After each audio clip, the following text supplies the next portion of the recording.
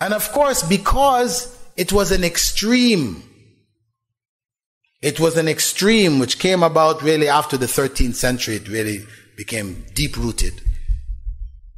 When you look at the consequences, besides the fabrication of hadith, and you consider that from the 13th, 14th century, in the Hanafi school, the scholars ruled that it was not permissible for a Hanafi to marry a Shafi'i.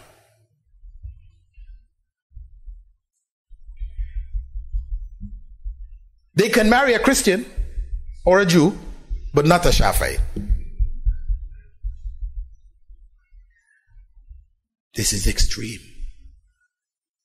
This is extreme.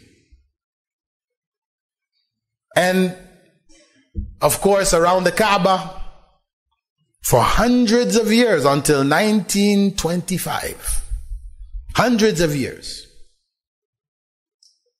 14th, 15th, 16th, 17th, 18th, 19th, 20th century, Muslims were praying around the Kaaba 4 different prayers.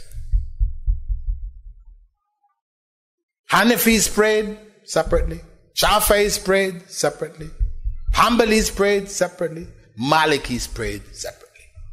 You see all the old pictures of the Kaaba, you'll see these structures around the Kaaba called Maqam Hanafi, Maqam Shafi'i, Maqam Hanbali, Maqam Maliki.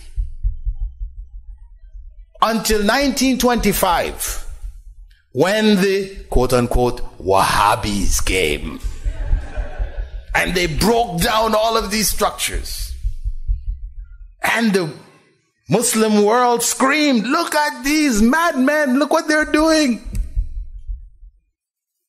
They broke them down and they say everybody have to pray behind one imam. If that's all they did, that's enough to say the Wahabi movement brought great good back to the Ummah.